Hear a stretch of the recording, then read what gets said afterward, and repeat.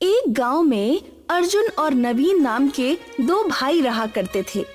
अर्जुन की आर्थिक स्थिति अपने भाई नवीन के मुकाबले बहुत कमजोर थी। एक दिन गांव के मुखिया के साथ नवीन अपने भाई की दुकान पर आया। अरे कैसे हो मेरे भाई अर्जुन? बस ईश्वर की कृपा है भाई। अरे तुम मुझसे केवल 6 महीने छोटे हो अर्जुन। हम दोनों ने बर्तन की दुकान भी एक साथ ही शुरू की थी, मगर देखो ना आज मैं कहाँ हूँ और तुम कहाँ हो। अरे सब ईश्वर की माया है भैया। ये सच है कि मेरी आर्थिक स्थिति बहुत कमजोर है।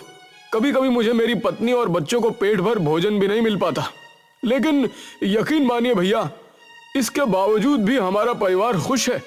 हमें ईश्वर से कोई शिकायत नहीं।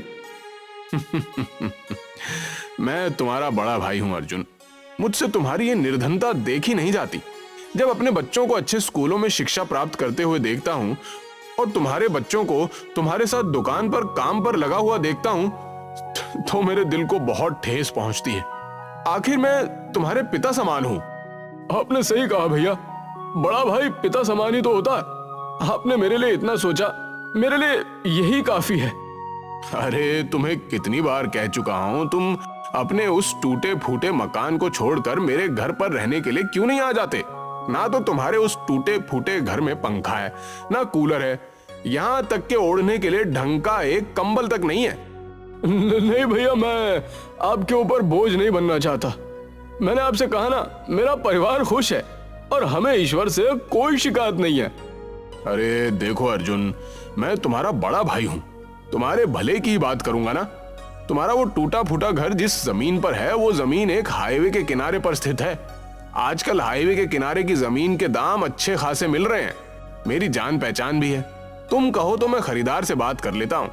तुम्हें अपने उस मकान की अच्छी कीमत भी मिल जाएगी और तुम उसके बाद एक नया व्यवसाय भी शुरू कर सकते हो और दूसरा मकान भी खरीद सकते हो। नवीन की बात सुनकर अर्जुन गहरी सोच में पड़ गया।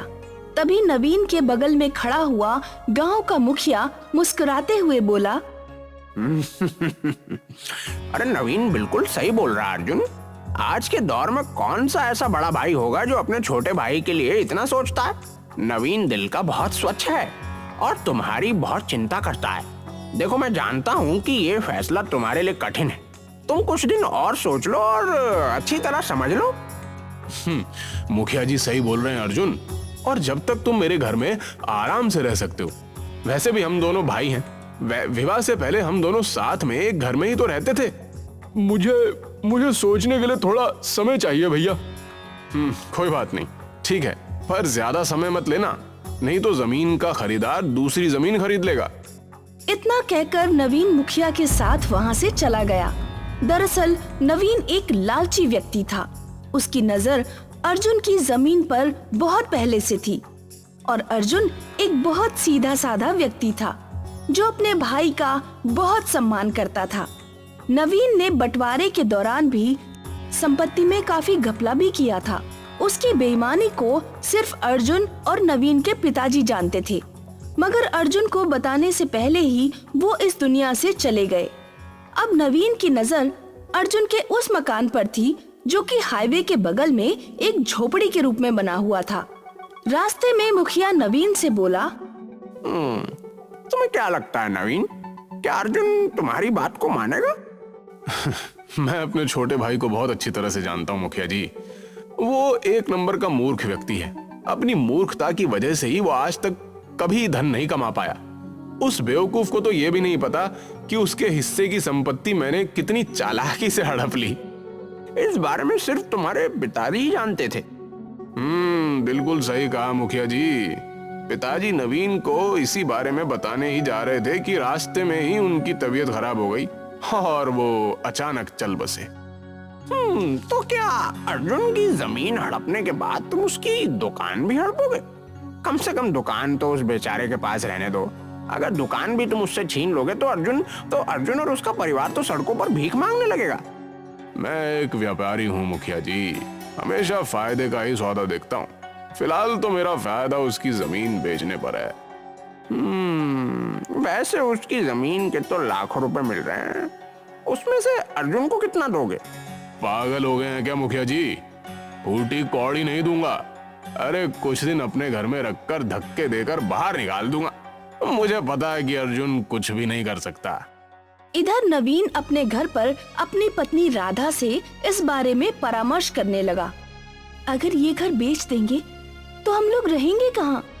अरे तुम चिंता क्यों करती हो राधा? भैया ने कहा है कि जब तक वो हमें अपने घर पर रख लेंगे। सोचो राधा, हम उस पैसे से नया व्यवसाय शुरू कर सकते हैं। पता नहीं क्यों मुझे कुछ ठीक नहीं लग रहा। लेकिन तुम तो जानती हो कि मेरी दुकान पर बर्तन खरीदने वाले मेरे हाथ के बने हुए बर्तन खरीदते ही नहीं। हमारी बेटी चमकी 12 वर्ष की हो चुकी है। कल को हमें चमकी का विवाह भी करना होगा, तब क्या होगा? कभी सोचा इस बारे में? अर्जुन की बात सुनकर राधा चुप हो गई। अगले दिन अर्जुन नवीन के घर पर पहुंचकर बोला, मुझे आपका फैसला मंजूर है भैया। मैं अपना घर बेचने के लिए तैयार हूँ। मुझे तुमसे यही उम्मीद थी अर्जुन। तुम एक काम करो, तुम आज ही अपने परिवार को यहाँ लेकर आ जाओ। मैं आज शाम को ही उस बिल्डर से बात कर लेता हूँ।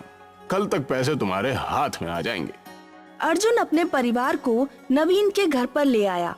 उसके परिवार को देखकर नवीन की पत्नी कामिनी क्रोधित होकर नवीन से बोली, आप भी ना किन किन भिखारियों को यहाँ पर उठाकर ले आए हैं? इनके कपड़े तो देखो कितने मैले हैं। लग रहा है मानो सालों से इन सबको कपड़े ही नसीब नहीं हुए। अरे धीरे बोलो कामिनी, अगर कहीं गलती से भी अर्जुन के कानों में तुम्हारी आवाज पहुंच गई तो मेरे किए कराए पर पानी फिर जाएगा। लेकिन आप एक बात कान खोल के सुन लीजिए, मैं उन तीनों को ज्यादा दिन बर्दाश्त नहीं कर पाऊंगी। अरे धीरज रखो, 2-3 दिन बाद मैं इन सबको धक्के देकर स्वयं घर से बाहर निकाल दूंगा। नवीन ने बड़ी चालाकी से एक सादे स्टैम्प पेपर पर अर्जुन का अंगूठा लगवा लिया। अर्जुन अपने भाई पर बहुत भरोसा करता था। शाम को अर्जुन ने वो जमीन लाखों रुपए में उस बिल्डर को बेच दी। 2 दिन बाद जब अर्जुन नवीन से बोला, भैया हमें यहाँ पर रहते हुए 2 दिन हो गए हैं और सच तो यह है कि मैं और मेरी पत्नी यहाँ पर असहज महसूस कर रहे हैं। आप मुझे पैसे दे दीजिए, हम यहाँ से चले जाते हैं। अर्जुन की बात सुनकर नवीन क्रोधित होते हुए बोला, कौन से पैसे? कैसे पैसे? भैया वो मेरा मकान जो आपने बेचा था उसके पैसे। अरे मैं तुम्हें बताना भूल गया अर्जुन। बात असल में यह है कि वो बिल्डर धोखेबाज निकला। उसने हाईवे के बगल की तमाम जमीनों को धोखे से अपने नाम कर लिया और उन सारी जमीनों को मुंबई के किसी बड़े सेठ को बेच दी और वो देश छोड़कर फरार हो गया। नवीन की बात सुनकर अर्जुन के पैरों तले जमीन खिसक गई। उसकी आंखों से आंसू बहने लगे। भैया मैं कहाँ जाऊंगा? अरे अब मुझे क्या पता तुम कहाँ जाओगे और क्या करोगे।